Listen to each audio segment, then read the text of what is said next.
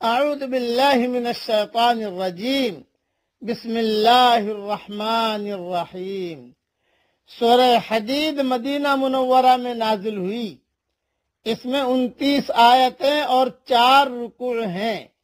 نازل ہونے کے اعتبار سے 94 نمبر پر ہے، لیکن تلاوت کے اعتبار سے 57 نمبر پر ہے، اور سورہ زلزال کے بعد نازل ہوئی ہے۔ سبح للہ ما فی السماوات والارض، اللہ کی تسبیح کرتی ہے ہر چیز جو آسمانوں اور زمین میں ہے۔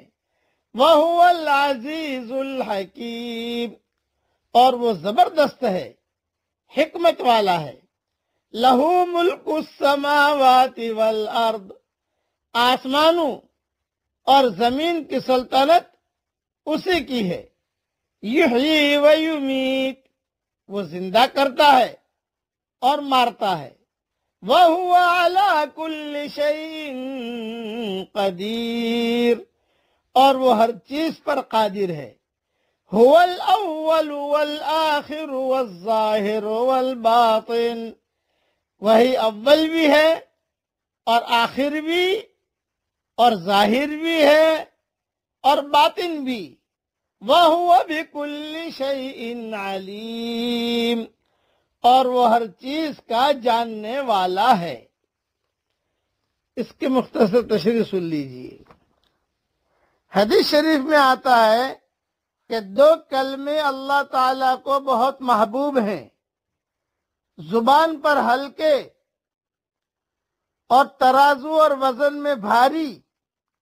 پڑھ لیجئے میرے ساتھ، وہ 2 کلمے کون سے ہیں؟ پڑھیے میرے ساتھ۔ سبحان اللہ و بحمدہ، سبحان اللہ العظیم۔ صحیح بخاری شریف میں یہ آخری حدیث ہے، اور صحیح مسلم میں بھی یہ حدیث ہے۔ وہی اول ہے وہی آخر ہے، کیا مطلب؟ وہی اول ہے یعنی اس سے پہلے کچھ نہ تھا۔ وہی آخر ہے یعنی جب کچھ نہ ہوگا وہ ہوگا۔ وہی ظاہر ہے یعنی وہ سب پر غالب ہے، اس پر کوئی غالب نہیں۔ وہی باطن ہے یعنی باطن کی ساری باتوں کو صرف وہی جانتا ہے، یا لوگوں کی نظروں اور عقلوں سے مخفی ہے۔ فتح القدیر میں یہ سارا مضمون لکھا ہے جو میں نے بیان کیا ہے۔ اب ایک دعا ہے اس سلسلے میں جو حضور صلی اللہ علیہ وسلم نے حضرت فاطمہ رضی اللہ تعالیٰ عنہ کو سکھائی تھی اور پڑھنے کی بہت تاکید کی تھی۔ وہ دعا صرف پڑھ لیتا ہوں، دعا کافی لمبی ہے، لیکن اہل علم کے لیے چونکہ یہ اول اور آخر اور ظاہر اور باطن کا تعلق اس دعا سے ہے، اس لیے میں صرف صحیح مسلم کا حوالہ دے دیتا ہوں، اور وہاں نہ ملے تو میری ریاض التفسیر جو آ رہی ہے اس میں یہ دعا دیکھ لی جائے۔ حضور صلی اللہ علیہ وسلم نے حضرت فاطمہ رضی اللہ تعالی عنہ کو پڑھنے کی تاکید کی تھی، اور فرمایا تھا کہ بیٹا یہ دعا قرض کے لیے مسنون ہے، اول اور آخر اور ظاہر اور باطن کی تفسیر بھی اس میں آ گئی ہے، اس لیے یہ دعا وہاں دیکھ لی جائے ریاض التفسیر کے اندر انشاءاللہ۔ یہ قرض کے ادا کرنے کی یہ دعا ہے جو حضرت فاطمہ کو حضور صلی اللہ علیہ وسلم نے سکھائی تھی، اور مسلم میں بھی یہ دعا موجود ہے۔ اس آیت کی تفسیر میں نہ صحیح تو کسی اور مضمون کے ماتحت۔ اب وہ دعا میں صرف پڑھ لیتا ہوں یا آپ کو پڑھا لیتا ہوں، پڑھیے میرے ساتھ۔ اللہم رب السماوات السبع ورب العرش العظیم، ربنا ورب كل شيء منزل التوراة والإنجيل والفرقان فالق الحب والنوى، أعوذ بك من شر كل شيء أنت آخذ بناصيته اللهم أنت الأول فليس قبلك شيء وأنت الآخر فليس بعدك شيء وأنت الظاهر فليس فوقك شيء وأنت الباطن فليس دونك شيء اقض عنا الدين واغننا من الفقر۔ اس دعا میں جو ادائیگی قرض کے لیے مسنون ہے، اول، آخر اور ظاہر اور باطن کی تفسیر بیان فرما دی گئی ہے۔ صحیح مسلم میں یہ دعا ہے، اور ریاض التفسیر میں اس کی تشریح پوری دیکھ لیجئے گا۔ اللہ تعالی ہم سب سے راضی ہو جائے، اور اللہ تعالیٰ کی خوب بڑائی بولو، خوب بڑائی بولو، خوب پاکی بیان کرو۔ اللہ تعالیٰ ہم سب سے راضی بھی ہو جائے، اور ہم سب کو اللہ خوش بھی کر دے۔ آمین۔ وآخر دعوانا اعوذ باللہ من الشیطان الرجیم، بسم اللہ الرحمن الرحیم۔ سبح اسم ربک الاعلی، اپنے رب کے نام کی پاکی بیان کرتے رہیے جو بہت عالی شان ہے۔ الذی خلق فسوی، جس نے بنایا پھر درست کیا۔ والذی قدر فہدی، اور جس نے تجویز کیا پھر راہ بتا دی۔ والذی اخرج المرعى، اور جس نے زمین سے چارہ اگایا۔ فجعلہ غثاء احوا، پھر اس کو سیاہ رنگ کا کوڑا کر دیا۔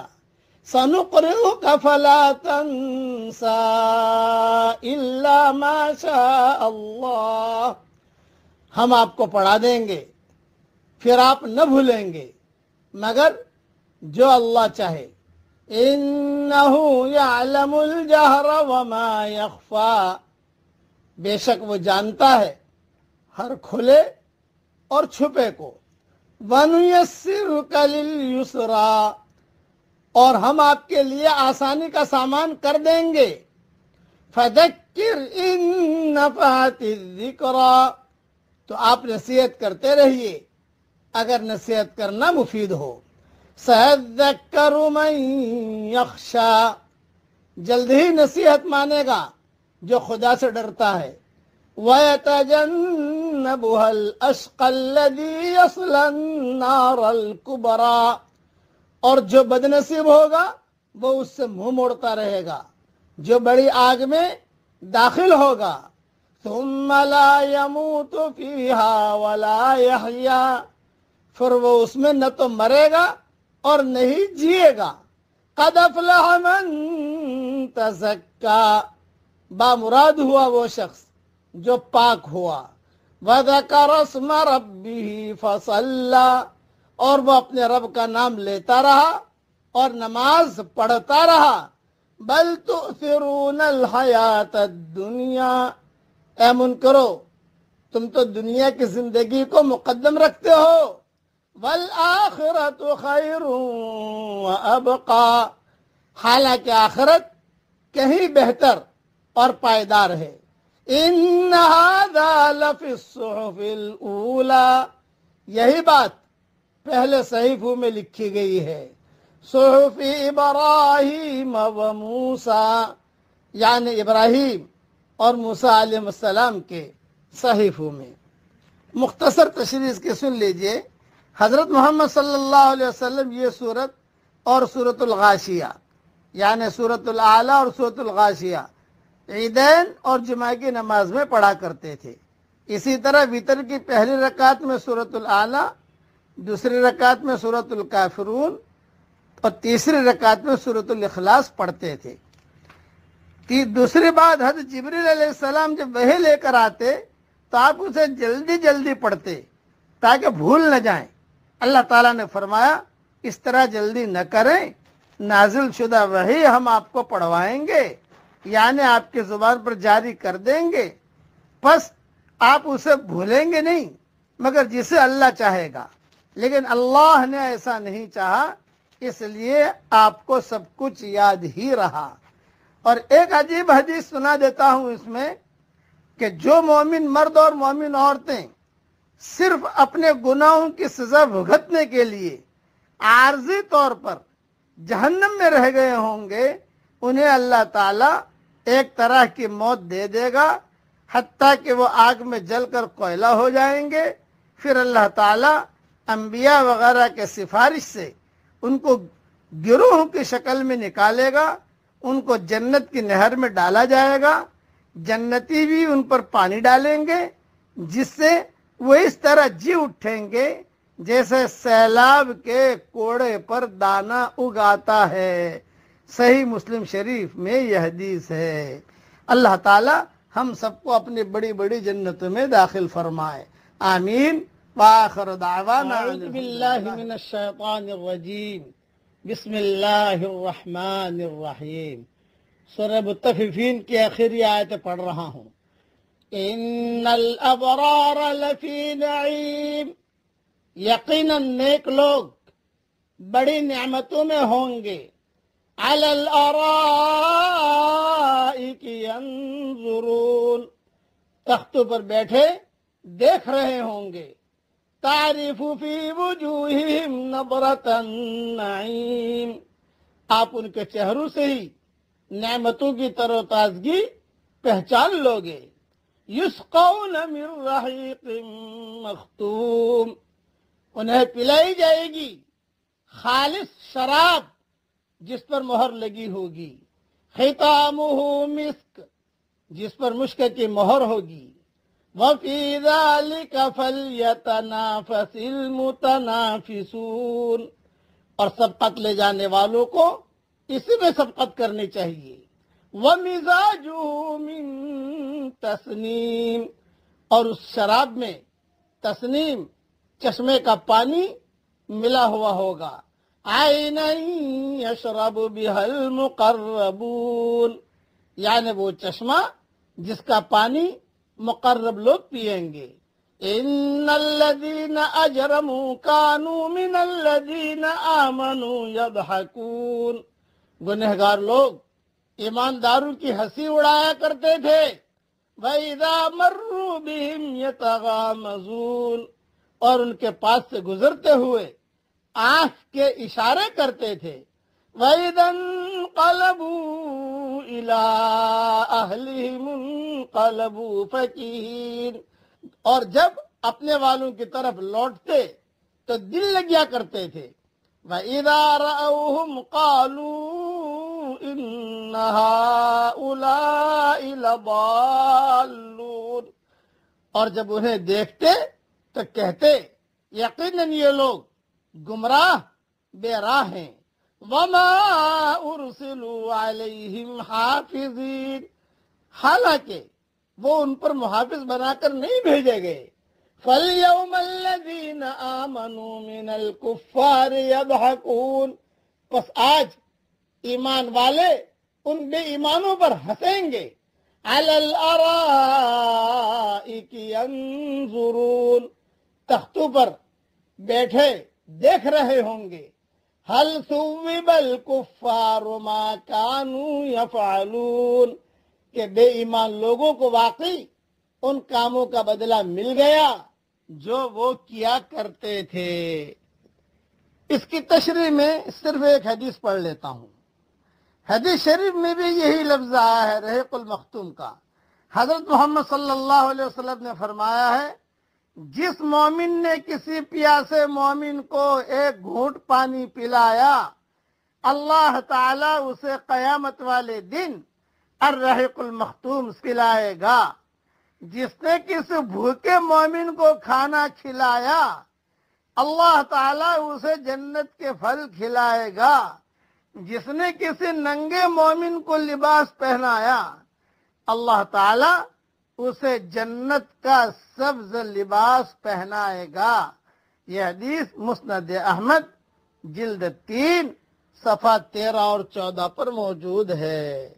اور نصیحت کی بات بھی سن لیجئے، موجودہ دنیا میں اکثر لوگ اس بات کے حریص نہیں ہوتے کہ وہ دوسروں کو ان کا پورا حق ادا کریں، ان کی ساری دلچسپی اس میں ہوتی ہے کہ وہ دوسروں سے اپنا حق بھرپور وصول کر سکیں۔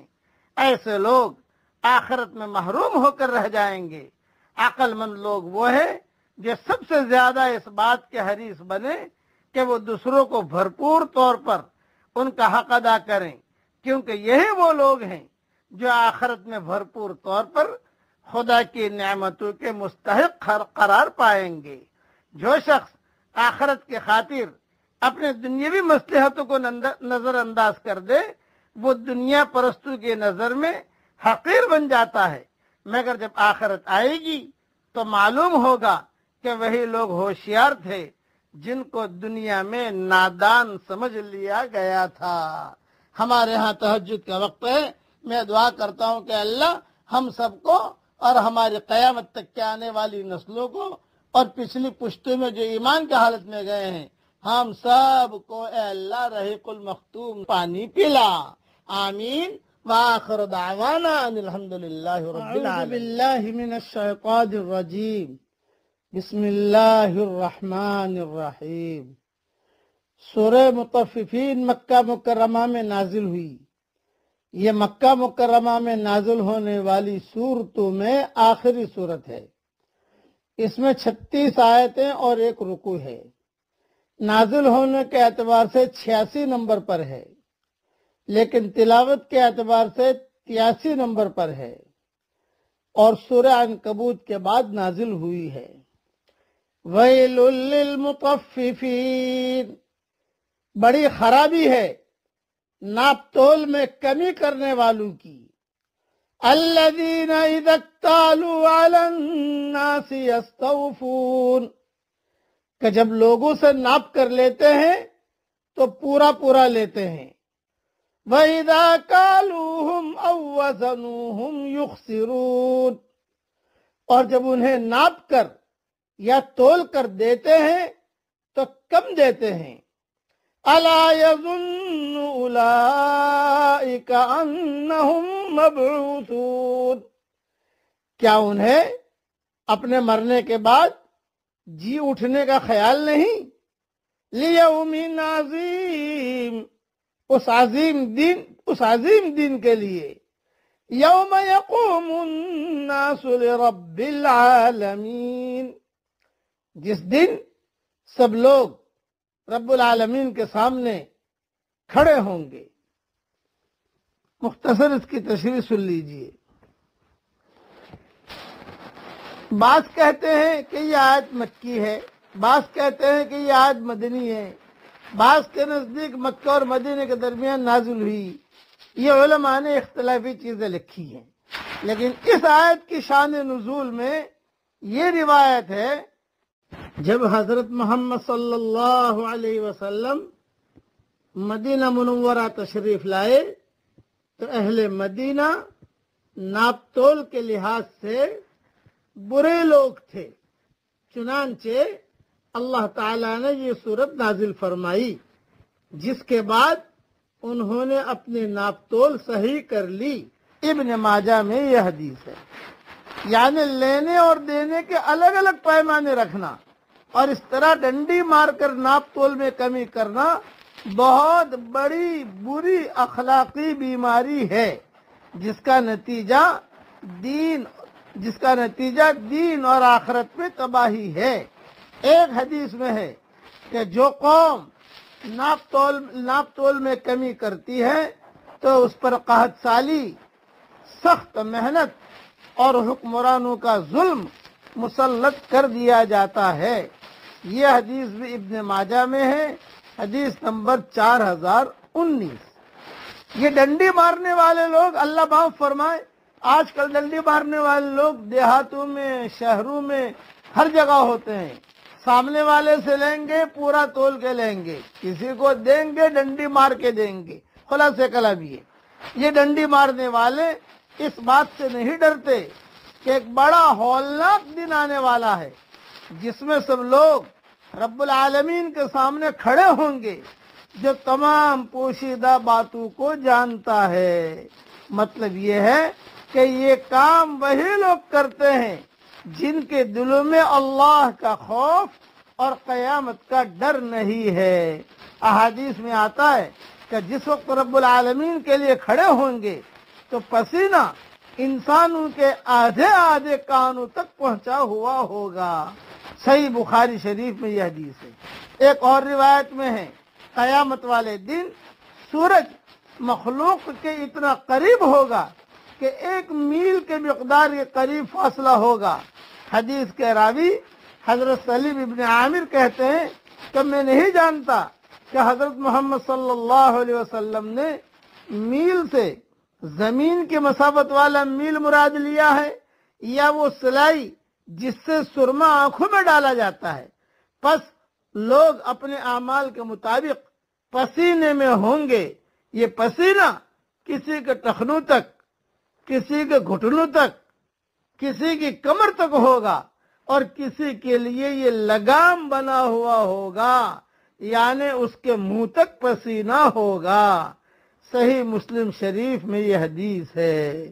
اللہ تعالیٰ ڈنڈی مارنے سے ہم سب کی پوری حفاظت فرمائے۔ کتنا بھاری اعلان اللہ کر رہا ہے۔ اللہ کے اعلان کو اور اللہ کے پیغام کو دھیان سے سنا جائے اور اللہ تعالیٰ کی باتوں پر عمل کرنے کی کوشش کی جائے۔ اللہ ہم سب کو توفیق عطا فرمائے، آمین۔ وآخر دعوانا ان الحمدللہ۔ اعوذ باللہ من الشیطان الرجیم، بسم اللہ الرحمن الرحیم۔ سورہ بروج کی آخری آیتیں پڑھ رہا ہوں۔ ان الذين فتنوا المؤمنين والمؤمنات ثم لم يتوبوا فلهم عذاب جهنم ولهم عذاب الحریق۔ بے شک جن لوگوں نے مسلمان مردوں اور عورتوں کو ستایا پھر توبہ بھی نہ کی تو ان کے لیے جہنم کا عذاب ہے اور جلنے کا عذاب ہے۔ ان الذين آمنوا وعملوا الصالحات لهم جنات تجری من تحتها الانہار۔ بے شک ایمان قبول کرنے والوں اور نیک کام کرنے والوں کے لیے وہ باغات ہیں جن کے نیچے نہریں بہہ رہی ہیں۔ ذالک الفوز الکبیر، یہی بڑی کامیابی ہے۔ ان بطش ربک لشدید، یقیناً تیرے رب کی پکڑ بڑی سخت ہے۔ انہ هو یبدئ ویعید، وہی پہلی مرتبہ پیدا کرتا ہے اور وہی دوبارہ پیدا کرے گا۔ وہو الغفور الودود، وہ بڑا بخشش کرنے والا اور بہت محبت کرنے والا ہے۔ ذو العرش المجید، عرش کا مالک عظمت والا ہے۔ فعال لما یرید، جو چاہے اسے کر گزرنے والا ہے۔ هل اتاک حدیث الجنود، تجھے لشکروں کی خبر بھی ملی ہے۔ فرعون و ثمود، یعنی فرعون اور ثمود کی۔ بل الذین کفروا فی تکذیب، کچھ نہیں بلکہ بے ایمان تو جھٹلانے میں پڑے ہوئے ہیں۔ واللہ من ورائہم محیط، اور اللہ تعالیٰ بھی انہیں ہر طرف سے گھیرے ہوئے ہے۔ بل هو قرآن مجید، بلکہ یہ قرآن ہے بڑی شان والا۔ فی لوح محفوظ، لوح محفوظ میں لکھا ہوا۔ مختصر تشریح سن لیجئے۔ فعال لما یرید یعنی وہ جو چاہے کر گزرتا ہے، اس کے حکم اور مشیت کو ٹالنے والا کوئی نہیں ہے، نہ اس سے کوئی پوچھنے والا ہی ہے، اور جو چاہے وہ کر گزرے۔ حضرت ابوبکر صدیق رضی اللہ تعالیٰ عنہ سے ان کے مرض الموت میں کسی نے پوچھا، جب صدیق اکبر کی طبیعت بہت خراب ہوئی، اب مرے تب مرے اب مرے، تو کسی نے پوچھا کیا کسی طبیب نے آپ کو دیکھا؟ انہوں نے فرمایا ہاں۔ پوچھا اس نے کیا کہا؟ فرمایا اس نے کہا ہے انی فعال لما ارید، میں جو چاہوں کروں، میرے معاملے میں کوئی دخل دینے والا نہیں۔ ابن کثیر میں یہ مضمون موجود ہے۔ مطلب یہ تھا کہ معاملہ طبیبیوں کے ہاتھوں میں نہیں رہا، میرا آخری وقت آ گیا ہے اور اللہ ہی اب میرا طبیب، اور اللہ ہی جو چاہے وہ کرے گا۔ جس کی مشیت کو ٹالنے کی کسی کے اندر طاقت نہیں ہے، اللہ تعالی ہی کرنے والا ہے۔ اور پہلے آیت میں جو پڑھا گیا، ان الذين فتنوا المؤمنين والمؤمنات ثم لم يتوبوا فلهم عذاب جہنم ولهم عذاب الحریق۔ بے شک جن لوگوں نے مسلمان مردوں اور عورتوں کو ستایا پھر توبہ بھی نہ کی تو ان کے لیے جہنم کا عذاب ہے اور جلنے کا عذاب ہے۔ اس لیے مسلمان مردوں اور عورتوں کو ستانا نہیں چاہیے، بلکہ کسی مذہب والے کو بھی خواہ ستانا نہیں چاہیے۔ یہ ہمارے ایمان ہے کہ حضور صلی اللہ علیہ وسلم بھی جو بھی آتے تھے، بے ایمان آتے تھے، سب کے ساتھ حضور صلی اللہ علیہ وسلم ان کا ایک ساتھ اخلاق کا معاملہ فرماتے تھے۔ اللہ تعالی ہم سب کو یہ اخلاق عطا فرمائے، آمین۔ وآخر دعوانا ان الحمد للہ رب العالمین۔ من الشیطان الرجیم، بسم اللہ الرحمن الرحیم۔ هل اتاک حدیث الغاشیہ، کیا آپ کو بھی چھپا لینے والی قیامت کی خبر پہنچی ہے؟ وجوہ یومئذ خاشعہ، اس دن بہت سے چہرے ذلیل ہوں گے۔ عاملۃ ناصبہ، اور محنت کرنے والے تھکے ہوں گے۔ تصلی نارا حامیہ، وہ دہکتی ہوئی آگ میں جائیں گے۔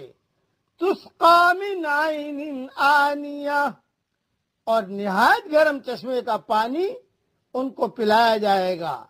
لیس لہم طعام الا من ضریع، ان کے لیے سوائے کانٹے دار درختوں کے اور کچھ کھانا نہ ہوگا۔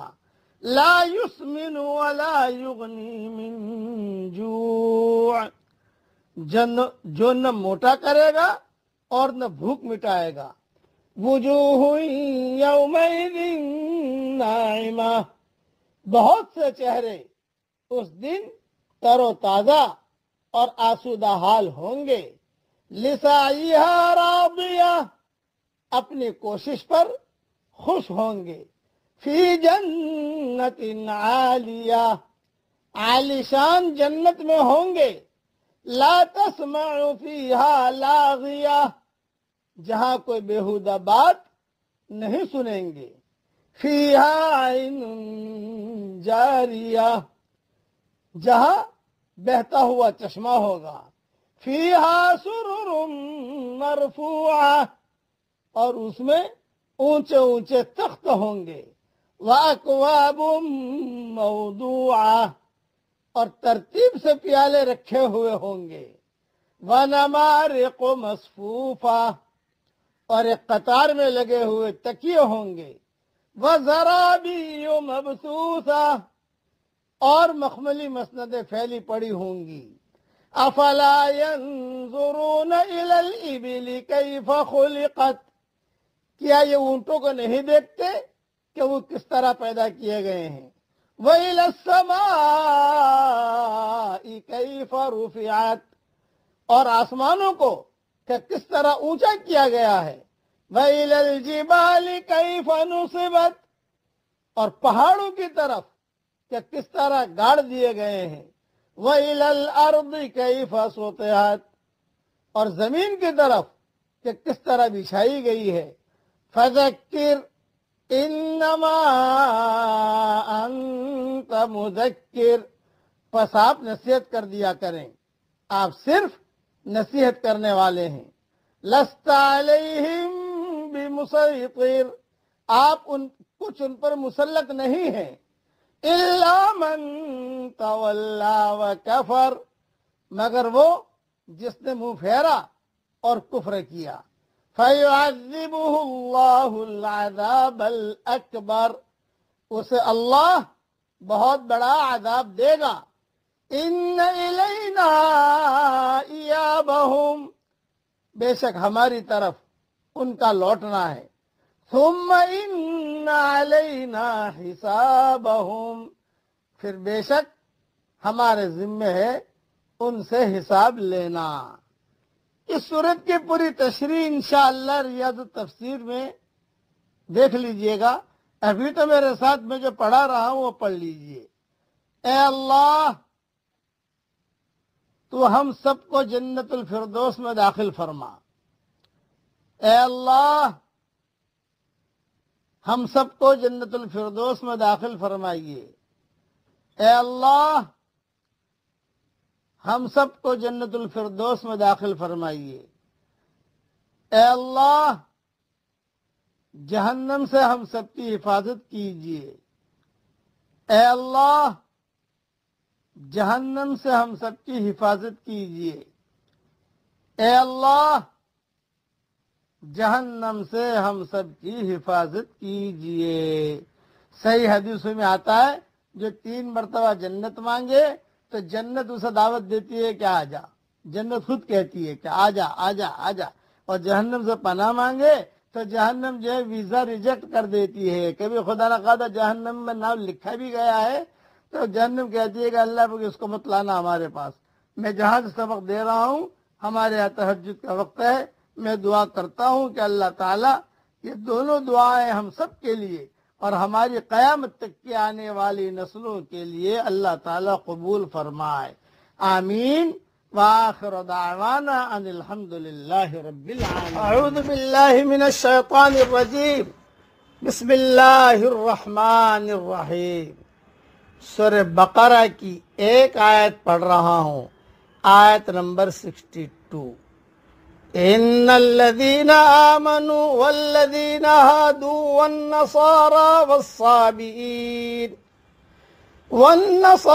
والصابئين من آمن بالله واليوم الآخر وعمل صالحا فلهم أجرهم عند ربهم ولا خوف عليهم ولا هم يحزنون۔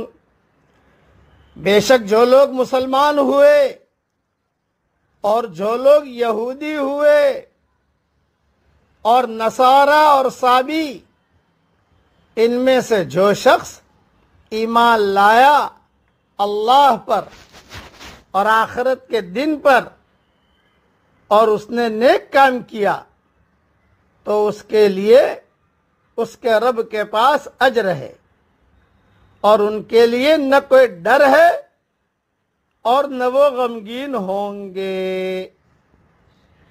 اس کی تشریح بہت اہم ہے، پہلے ایک جملہ یاد رکھنا، آخرت میں آدمی کے انجام کا فیصلہ اس کے حقیقی کردار کی بنیاد پر ہوگا، نہ کہ گروہی نسبتوں کی بنیاد پر ہوگا۔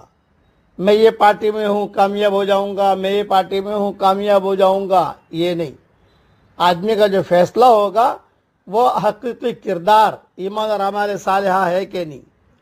اس کی تشریح آیت میں 4 گروہوں کا ذکر ہے، 4 جماعتوں کا ذکر ہے آیت میں۔ ایک مسلمان جو حضرت محمد صلی اللہ علیہ وسلم کی امت ہے، دوسرے یہود جو اپنے کو حضرت موسیٰ کی امت کہتے ہیں، تیسرے نصارہ جو حضرت مسیح کی امت ہونے کے دعوے دار ہیں، چوتھے صابی جو اپنے کو حضرت یحییٰ علیہ السلام کی امت بتاتے تھے اور قدیم زمانے میں عراق کے علاقے میں آباد تھے اور وہ اہل کتاب تھے اور کعبہ کی طرف رخ کر کے نماز بھی پڑھتے تھے، مگر اب صابی فرقہ ختم ہو چکا ہے، دنیا میں کہیں اس کا وجود نہیں ہے، لیکن 3 فرقے ابھی چل رہے ہیں، مسلمان، یہود، نصارہ۔ اب یہود نصارہ کی لمبی تفصیل ہے، وہ انشاءاللہ اللہ توفیق دے گا تو آپ کو سمجھا دیں گے۔ یہاں مسلمانوں کو الگ نہیں کیا ہے قرآن میں، بلکہ ان کا اور دوسرے پیغمبروں سے نسبت رکھنے والی امتوں کا ذکر ایک ساتھ کیا گیا ہے۔ اس کا مطلب یہ ہے گروہ ہونے کے اعتبار سے، جماعت ہونے کے اعتبار سے اللہ کے نزدیک سب برابر کا درجہ رکھتے ہیں۔ گروہ کے اعتبار سے ایک گروہ دوسرے گروہ میں کوئی فرق نہیں، جماعت کے اعتبار سے یہ بھی ایک جماعت ہے، یہ بھی ایک جماعت ہے، یہ بھی ایک جماعت ہے، یہ بھی جماعت ہے۔ لیکن کامیاب جماعت کون سی ہے؟ سب کی نجات کا ایک ہی محکم اور اصل اصول ہے، اور وہ کیا ہے؟ ایمان اور عمل صالح۔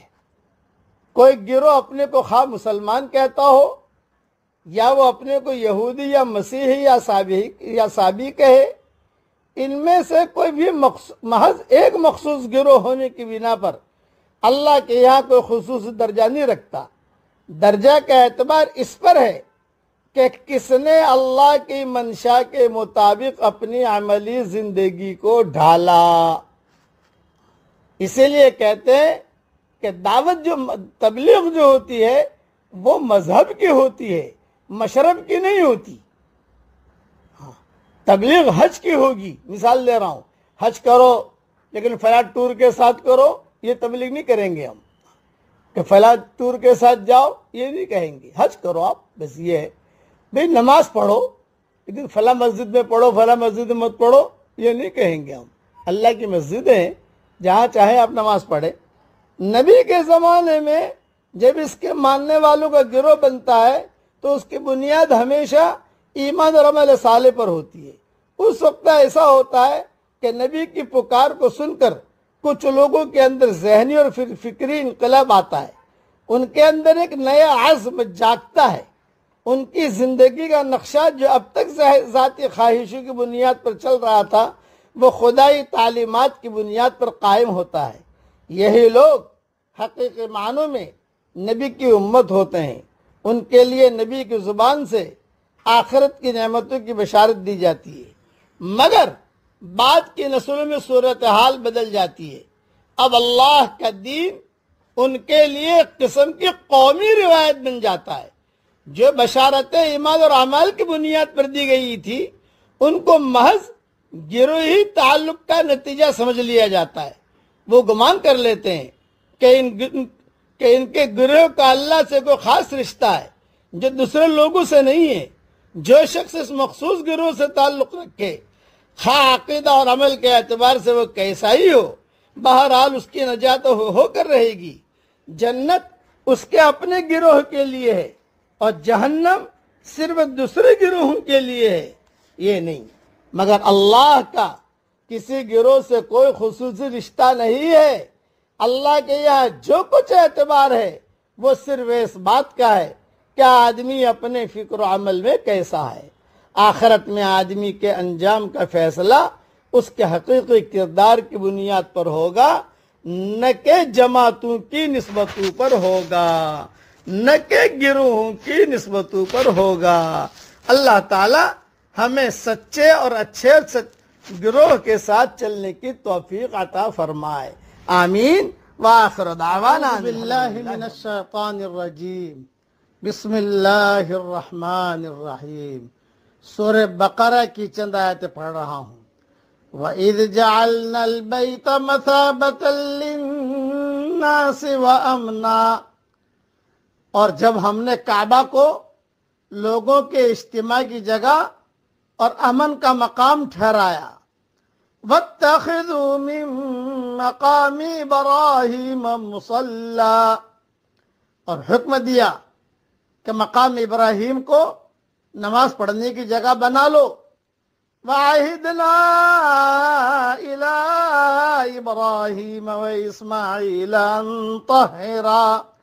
أَن طَهِّرَا بَيْتِيَ لِلطَّائِفِينَ وَالْعَاكِفِينَ وَالرُّكَّعِ السُّجُودِ، اور ابراہیم اور اسماعیل کو تاکید کی کہ میرے گھر کو طواف کرنے والوں، اعتکاف کرنے والوں اور رکوع اور سجود کرنے والوں کے لیے پاک رکھو۔ وَإِذْ قَالَ إِبْرَاهِيمُ رَبِّ اجْعَلْ هَٰذَا بَلَدًا آمِنًا وَارْزُقْ أَهْلَهُ مِنَ الثَّمَرَاتِ مَنْ آمَنَ مِنْهُمْ بِاللَّهِ وَالْيَوْمِ الْآخِرِ، اور جب ابراہیم علیہ السلام نے کہا اے میرے پیارے رب اس شہر کو امن کا شہر بنا دے اور اس کے باشندوں کو جو ان میں سے اللہ اور آخرت کے دن پر ایمان رکھے پھلوں کے روزے عطا فرما۔ قال ومن كفر فأمتعه قليلا ثم أضطره إلى عذاب النار۔ اللہ نے کہا جو انکار کرے گا میں اس کو بھی تھوڑے دنوں فائدہ دوں گا پھر اس کو آگ کے عذاب کی طرف دھکیل دوں گا۔ وبئس المصیر، اور وہ بہت برا ٹھکانہ ہے۔ ان آیت کی تشریح تو آپ جانتے ہیں کہ کافی تفصیل ہے ان چیزوں میں، مختصر طور پر میں سمجھا دیتا ہوں۔ ایک تو ایک بھی مقام ابراہیم، یہ کیا ہے؟ مقام ابراہیم سے مراد وہ پتھر ہے جس پر کھڑے ہو کر حضرت ابراہیم علیہ السلام تعمیر کعبہ کرتے رہے۔ اس پتھر پر حضرت ابراہیم علیہ السلام کے قدم کے نشانات ہیں۔ اب اس پتھر کو ایک شیشے میں محفوظ کر دیا گیا ہے جسے ہر حاجی اور معتمر طواف کے دوران بآسانی دیکھتا ہے۔ اس مقام پر طواف مکمل کرنے کے بعد 2 رکعت نماز پڑھنے کا حکم ہے۔ واتخذوا من مقام ابراہیم مصلی۔ اور دوسرا، اللہ تعالیٰ نے ابراہیم علیہ السلام کی یہ دعائیں قبول فرمائی، اور یہ شہر امن کا گہوارہ بھی ہے، اور وادی غیر ذی زرع، غیر کھیتی والی ہونے کے باوجود اس میں دنیا بھر کے پھل فروٹ اور ہر قسم کے غلے کی وہ فراوانی ہے جسے دیکھ کر انسان حیرت و تعجب میں ڈوب جاتا ہے۔ ہر دور کے اندر ہر زمانے کے پھل ملتے ہیں، وہاں ہر وقت آپ کو سیب ملیں گے، ہر وقت کیلے ملیں گے، ہر وقت آم ملیں گے۔ جب بھی آپ کو ضرورت آم کی چلے جاؤ وہاں آم ملیں گے، ہر قسم کی چیزیں ملیں گی۔ گویا کہ ابراہیم علیہ السلام کی اللہ تعالیٰ نے اس خواہش کو پورا کیا جس کا ذکر قرآن مجید میں ہی ہے۔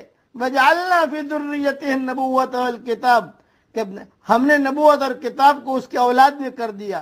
پس ہر نبی جسے اللہ نے مبعوث کیا اور ہر کتاب جو ابراہیم علیہ السلام کے بعد نازل فرمائی، اولاد ابراہیم میں ہی یہ سلسلہ رہا۔ ابن کثیر میں یہ مضمون موجود ہے۔ اس کے بعد یہ فرمایا میرا وعدہ ظالموں سے نہیں۔ اس امر کی وضاحت فرما دی کہ ابراہیم علیہ السلام کی اتنی اونچی شان اور عند اللہ منزلت کے باوجود اولاد ابراہیم میں سے جو ناخلف اور ظالم اور بے ایمان ہوں گے ان کی شقاوت اور محرومی کو دور کرنے والا کوئی نہیں ہوگا۔ اللہ تعالیٰ نے یہاں صاحبزادگی کی جڑ کاٹ دی ہے۔ اگر ایمان و عمل صالح نہیں تو پیر زادگی اور صاحبزادگی کی بارگاہ الہی میں کیا حیثیت ہوگی؟ حضور صلی اللہ علیہ وسلم کا ارشاد ہے جس کو اس کا عمل پیچھے چھوڑ گیا اس کا نسب اسے آگے نہیں بڑھا سکے گا۔ یہ حدیث صحیح مسلم میں ہے۔ اس لیے آدمی جو ہے اپنے آپ کو ٹھیک کرے تو انشاءاللہ اولاد بھی ٹھیک چلے گی۔ اللہ تعالی ہمیں ہماری اولادوں کو بھی دیندار بنائے اور قیامت تک کے آنے والی ہماری ساری نسلوں کو اللہ تعالی دیندار بنائے، آمین۔ وآخر دعوانا ان الحمدللہ رب العالمین۔ اعوذ باللہ من الشیطان الرجیم، بسم اللہ الرحمن الرحیم۔ سورہ زخرف کی 2 آیتیں پڑھ رہا ہوں، آیت نمبر 11، آیت نمبر 12۔ والذی نزل من السماء ماء بقدر فأنشرنا به بلدة میتا كذلك تخرجون۔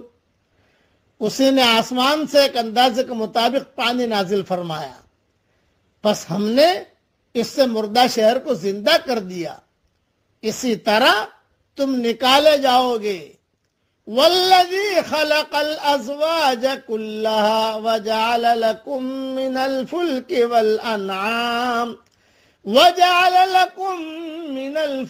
والانعام ما ترکبون۔ جس نے تمام چیزوں کے جوڑے بنائے اور تمہارے لیے کشتیاں بنائی اور چوپائے جانور پیدا کیے جن پر تم سوار ہوتے ہو۔ اس کی مختصر تشریح ہے اور اہم تشریح انشاءاللہ ریاض التفسیر میں دیکھ لیجئے گا. یعنی ہر چیز کو جوڑا جوڑا بنایا، نر اور مادہ، نباتات اور کھیتیاں، پھل پھول اور حیوانات، سب میں نر اور مادہ کا سلسلہ بنایا، مرد عورت، لڑکا لڑکی، رات دن، صبح شام، یہ سارا کا سارا مسئلہ چلا. بعض کہتے ہیں کہ اس سے مراد ایک دوسرے کی مخالف چیزیں ہیں، یعنی جیسے روشنی اور اندھیرا، مرض اور صحت، انصاف اور ظلم، خیر اور شر، ایمان اور کفر، نرمی اور سختی، میٹھا اور کڑوا، ایک دوسرے کے مقابلے میں کہ میٹھا بھی ہے کڑوا بھی ہے. یہ اس اللہ کی قدرت ہے. بعض کہتے ہیں کہ ازواج اور اصناف کے معنی میں ہے، یعنی تمام انواع اور اقسام کا خالق اللہ ہی ہے. بارش کے بارے میں کہا کہ جس سے تمہاری ضرورت پوری ہو سکے، کیونکہ قدر حاجت سے کم بارش ہوتی تو تمہارے لیے مفید ثابت نہ ہوتی، اور زیادہ ہوتی تو طوفان بن جاتی جس میں تمہارے ڈوبنے اور ہلاک ہونے کا خطرہ ہوتا. جس طرح بارش سے مردہ زمین شاداب ہو جاتی ہے، اسی طرح قیامت والے دن تمہیں بھی زندہ کر کے قبروں سے نکال لیا جائے گا. اور ایک نصیحت کی بات عرض کرتا ہوں کہ موجودہ دنیا کی اہم خصوصیت یہ ہے کہ وہ حیرت انگیز طور پر انسان کے موافق ہے. یہاں کی تمام چیزیں اس انداز پر بنائی گئی ہے کہ انسان ان کو جس طرح چاہے اپنے مقصد کے لیے استعمال کرے. اس کا تقاضا ہے کہ آدمی کے اندر شکر کا جذبہ پیدا ہو.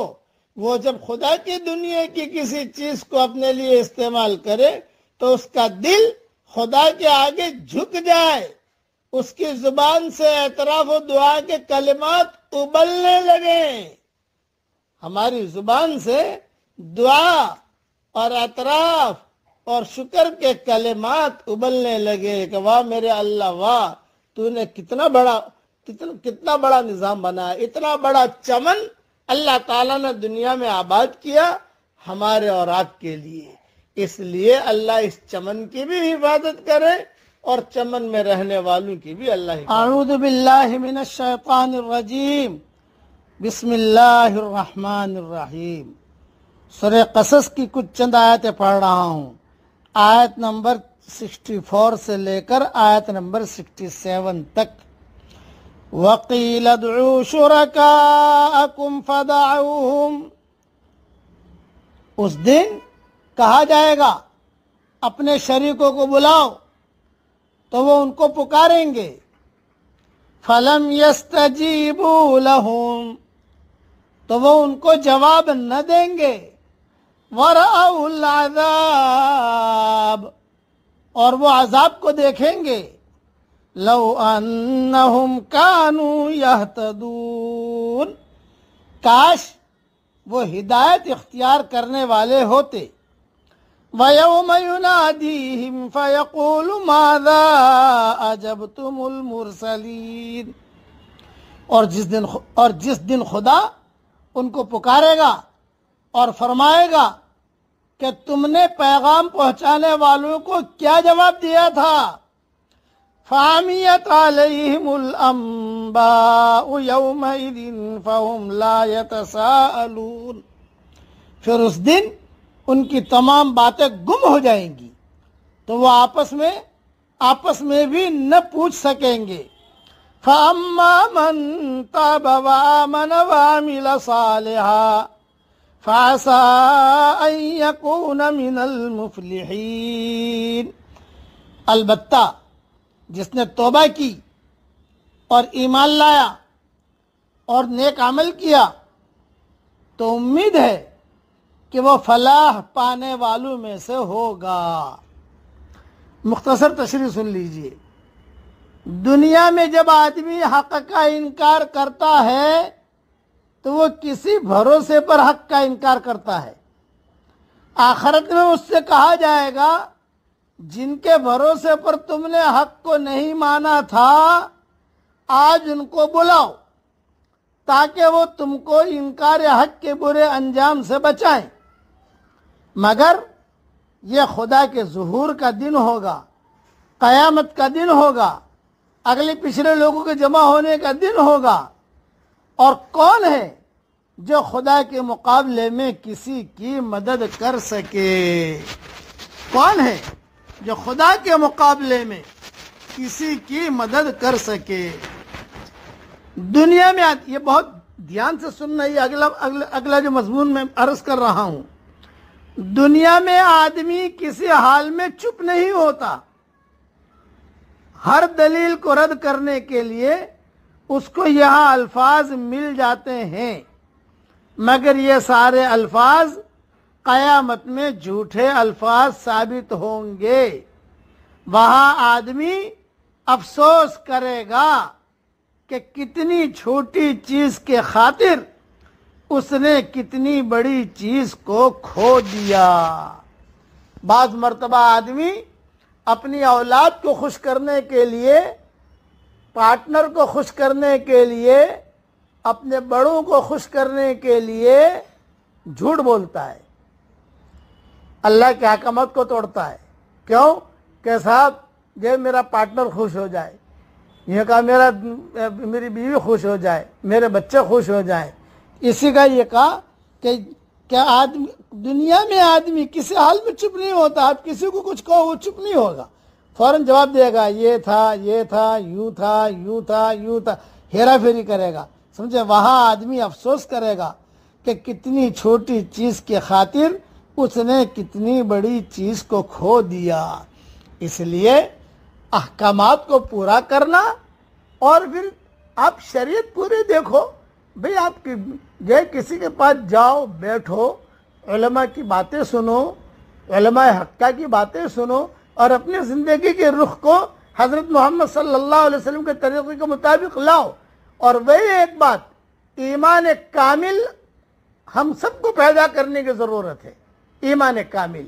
ہاں، ہر چیز ہر منزل میں اللہ کی محتاج ہے، اللہ کسی منزل میں کسی چیز کا محتاج نہیں ہے۔ چاند، سورج یہ روشنی پہنچانے میں اللہ کی محتاج ہے، سورج میں جو روشنی ہے اس کی ذاتی نہیں ہے بلکہ اللہ کی رکھی ہوئی ہے۔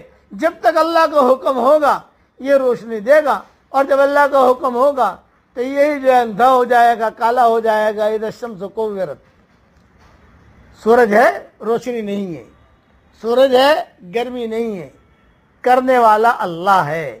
اس لیے ایک جملہ میرا یاد رکھنا جو بار بار میں کہہ چکا ہوں، اپنے آپ کو ایک کے حوالے کر دو، وہ ایک کو ہمارے حوالے کر دے گا۔ بس یہ ہے پورا لا الہ الا اللہ محمد رسول اللہ صلی اللہ علیہ وسلم۔ احکام الہی کو پورا بھی کرنا اور اللہ کو خوش بھی رکھنا۔ ہمارے والد صاحب رحمۃ اللہ علیہ فرماتے تھے، بیٹا وہ پل صراط جو حشر کا میدان میں ہے وہ تو بعد میں آئے گا، یہ دنیاوی پل صراط سے کم نہیں ہے۔ بیوی کے ساتھ کیسے رہنا، پارٹنر کے ساتھ کیسے رہنا، مسجد میں کیسے رہنا، اور پھر جو ہے بچوں کے ساتھ کیسے رہنا، ماں باپ کے ساتھ کیسے رہنا، یہ بھی ایک قسم کا پل صراط ہے۔ اس لیے اللہ تعالی ہم سب کی پوری رہبری فرمائے، اور اللہ جل جلالہ امن والہ ہم سب کو دین پر چلنے کے توفیق عطا فرمائے۔ اب پڑھ لیجئے میرے ساتھ، یا رب لک الحمد کما ینبغی لجلال وجہک وعظیم سلطانک۔ اتنا زبردست یہ جملہ ہے کہ اس کا ثواب فرشتے بھی نہیں لکھ سکتے۔ مومن کا ہتھیار میں نے صبح کی دعاؤں میں اسے لکھ دیا ہے سب حوالوں کے ساتھ۔ اس کا ثواب اور اس کا اجر اللہ ہی دے گا حشر کے میدان میں۔ اللہ تعالی ہم سب کو قدر کرنے کی توفیق عطا فرمائے، آمین۔ وآخر دعوانا ان الحمدللہ رب العالمین۔